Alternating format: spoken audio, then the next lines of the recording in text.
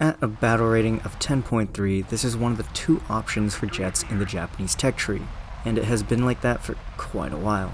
You have the option between a sleek Mitsubishi F1 or the export Lockheed F-104J Starfighter. Both are just meh at this BR, and the lack of flares on both slightly tank their performance. However, with the latter on screen right now, that doesn't really matter, as its flight performance really isn't much to note. You go fast, and that's about it. You better keep up that speed to have any chance of survival, and especially in the early game. I'm still going through the tech tree, and as such, this plane isn't fully spaded in any of the footage today, but that doesn't really affect how you fly this plane, as it generally stays the same throughout. Because of its speed and rate of climb, you can side climb and achieve some decent results, but for the most part, I ended up just sticking close to the deck and strafing the battlefield. In terms of armament, this thing gets 2 AIM-9Bs when it's stock, and you need to research rocket pods, more AIM-9Bs, and AIM-9Es before you can have access to the AIM-9Ps, which, as of right now, are pretty good missiles, but not completely foolproof. They can be flared, and at certain times can be dodged just by turning. Since the other missiles aren't too useful at these BRs, you mainly have to rely on your trusty 20mm Vulcan to do most of the grinding for you. That will become quickly familiar, if not already, due to how prevalent it is in American planes at these BRs. This one carries a hefty 750 round capacity, making it perfect for shredding through opponents. One problem: you have to have two things when flying this plane in particular: accuracy and precision, as the openings that you will get are far and few between, and there isn't much room for error. Most jets can outturn you, and dogfighting is basically a death sentence.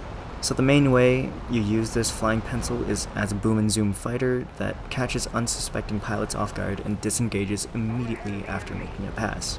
This makes target prioritization a must. There will be times where you really can't do anything, and a Mirage or MiG-21 just sits on your tail. Having the 2 extra AIM-9Ps is great and can be pretty fun to use, but honestly I'd rather just take out the F1 or 2-2 rather than this jet, just because its playstyle is kind of boring. Flying straight is all you can really do, and the only time the turn rate, in my experience, is bearable is when you are traveling between 1,000 to 1,200 kilometers per hour, as anything lower will quickly turn you into a brick, and anything higher poses the threat of snapping your wings. I found that out the hard way. You can take lower amounts of fuel, but I tend to take full tank, as this engine loves to drain all of your reserves. Really, you only have 33 minutes of fuel when it's maxed out, and generally if I find myself needing to push a turn, I'm most likely doing something wrong in the first place.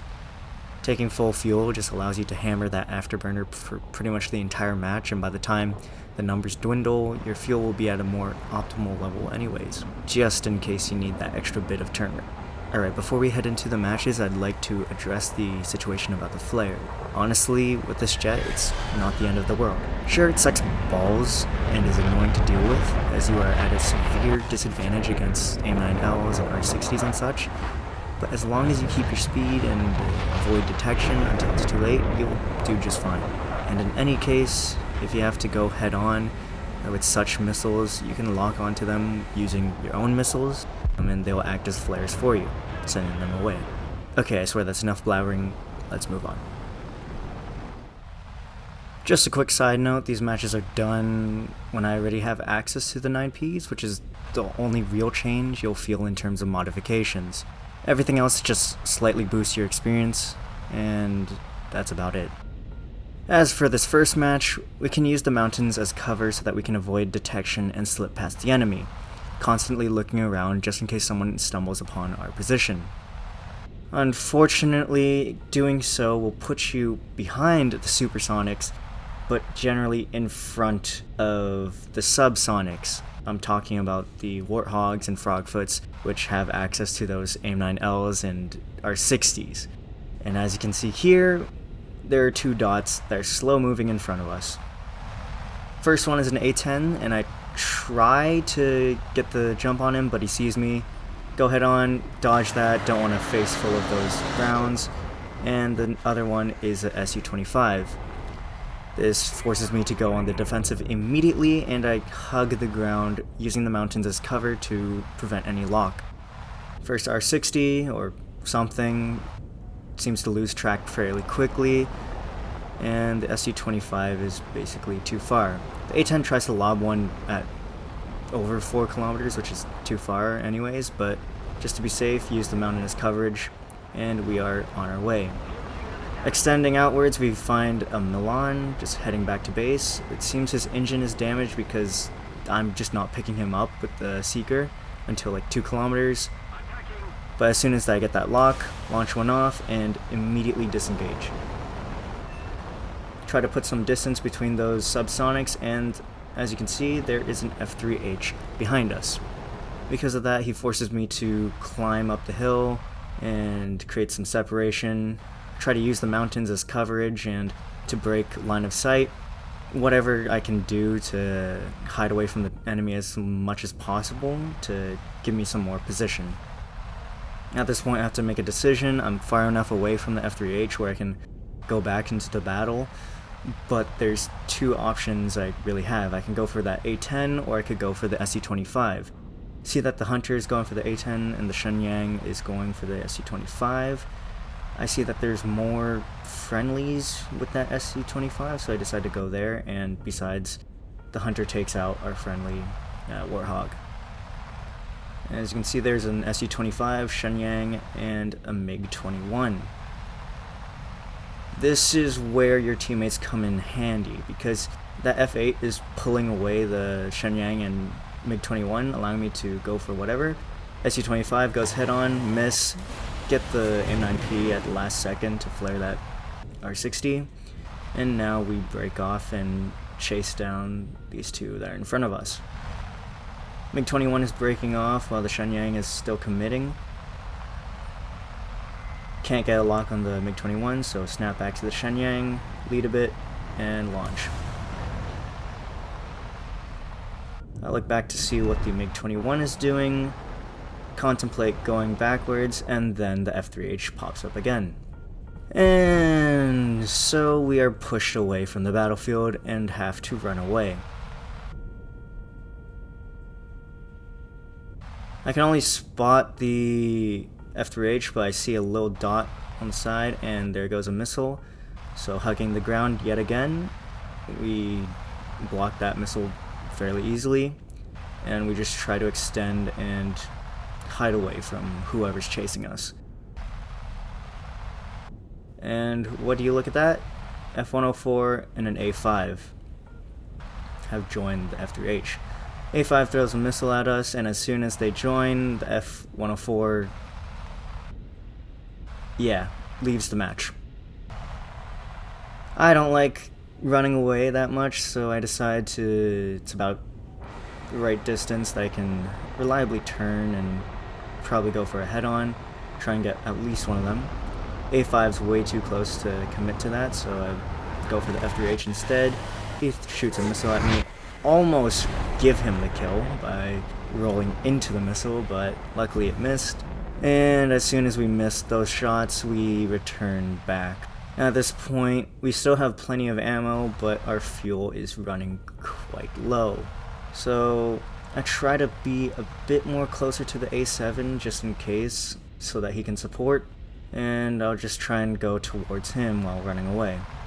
And then right in front of us appears an SU-25. I really don't want to deal with this guy. Try to spray, don't seem to get anything, but that hit is critical for some reason. Sure. Anyways, I'll take it. That's another plane out of the match. And at this point, I'm just going to return back to base. Taking back off, we see a dot coming towards us, so I'm a bit worried. Our friendly A7 crashed while I was landing, so yeah. It's an F5, and I'm a bit worried until he does that. And now we have one of the weirdest encounters I had in this jet. We're trying to run away from a MiG-21, or at least hide for a bit, but we spot him, and he's way too close to do anything. I can still pull quite a bit, which is fine. Honestly, I should have probably just flew straight, but what's the point? It's boring. So I try to see how bad the pull is. I assume it's not that bad until this happens, where I'm just like not turning at all. If he had missiles, he would have killed me right there. I have no clue what's going on in his head, but I'm just gonna continue with this. He seems to be losing speed, so might as well put that engine to use, right? And as you can see, anything under that like 800 mark is just really killing my turn rate. I do try to go a bit more vertical just to give myself some room to hopefully just fall on top of him, but this plane just keeps flying straight. Pop some air brakes and some flaps just to try and increase my turn radius. See that that's not really working, so I try to give myself more thrust, more speed, and it recovers a tiny bit, but at this point the MiG-21 has turned back around and is going to dodge my shot. If I commit more to that, I'm going to plant myself right into that mountainside. And that's about all that happens with the rest of this match. We do go head on with this A5, get a crit, which is going to force him to go back to base, and we do go head on with the F-3H as well, get a hit on him, and that's about it. The MiG-21 pushes me out so far, and he gets bored and J's out, goes back to the hangar because, understandably, he's facing an F-104, and I can't really do much against him. Both the A5 and the F-3H will survive this, just because the tickets ran out. That's it. Anyways, on to the next match. This time I have the pleasure of taking part in one of the shortest matches I've ever had, really. Using the same strategy of going low and off to the side a bit, but then I noticed that there's some enemies pretty close by, so switching over to them, see that the F-8E is pulling an interesting maneuver. Get a lock on, lead a bit, launch it off. F-4S also posing an opportunity, but I don't lead quite enough and that will not pull. F5 missed the shot, he's not really paying attention, and so we go straight on to the next furball. Look around a bit, see what's going on, seem to be fine, and by the time I look back, these guys are already turning into me. Could have probably gone more than just this guy, but critical on him. He's going to get taken out by a friendly soon after. See that the A-10 is moving slow and I can lock onto him, so he's rear aspect. Although it might have been too far to really do anything with the AIM-9Ps. He's going to go head on, just spray a bit, get severe damage, move on to the next A-10, spray quite a bit just to knock him out. Just like that, there's only, I think, 3 people left. F5 over there, I think it was an F4 as well, and then there's an aardvark. All 3 are just going to get wiped out by my team. As you can see, we basically have everyone still, and everyone sees this F5. It's quick, it's snappy, and yes, you really have to be aware of your surroundings and make those quick decisions in this map especially, but that's all I was able to get out of it. This match is pretty much the same thing, it's just different outcomes. After witnessing 2 AV-8s doing the tango at the airstrip, we pretty much do the same thing as per usual.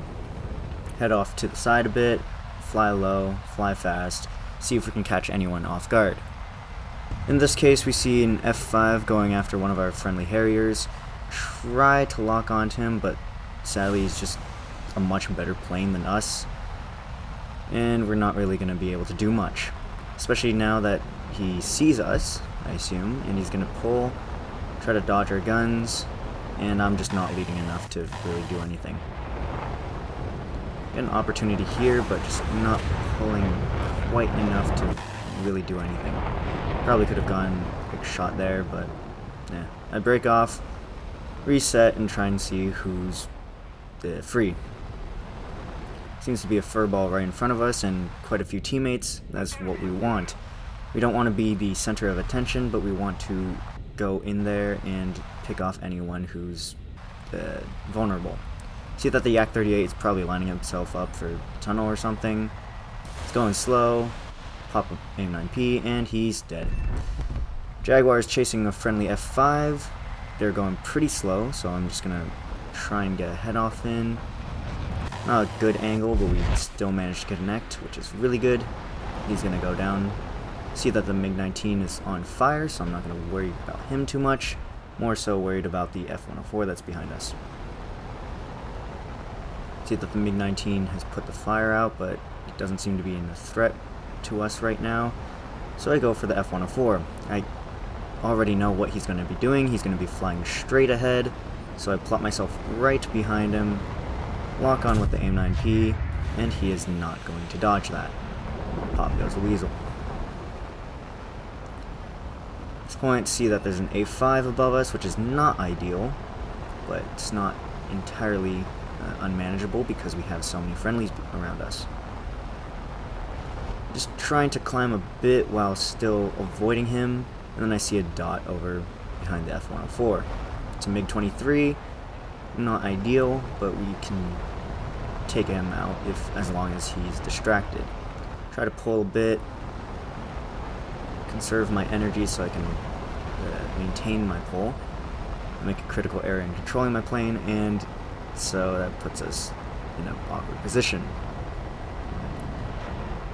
If he keeps pulling to the left, it's going to be a problem for us, but luckily he decides to go straight and then reverse his turn after he kills the friendly F-104. And he's not going to be surviving that. Just like that, we managed to wipe out quite a few people in a fairly short time, and we only have one missile left and fuel is running kind of low. Try to see what the A5's doing, but ultimately he's going to be staying up there for quite a bit, and I decide to head back to base.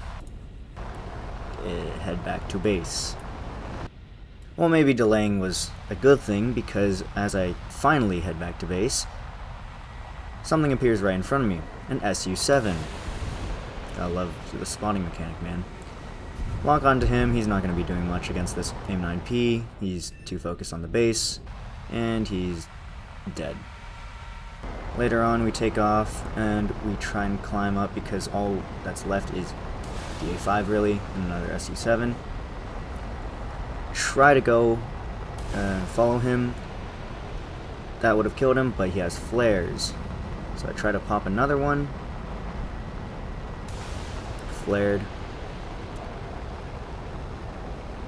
Since I have 6, I can keep trying this, but he seems to be using his flares pretty smartly, and I will not be able to pull into his turn because we are losing speed so fast, and now I am just flying straight.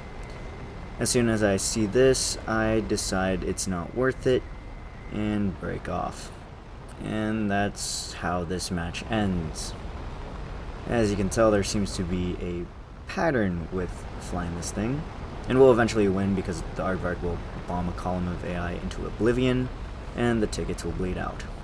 That's about all we can do. It's a good plane. It's fun at certain times, but the playstyle is not really that interesting. Having AIM-9Ps, and especially 6 of them, is really nice, but sometimes you just can't do anything. Anyways, that's about all the footage I have for you, and now it's on to the F1.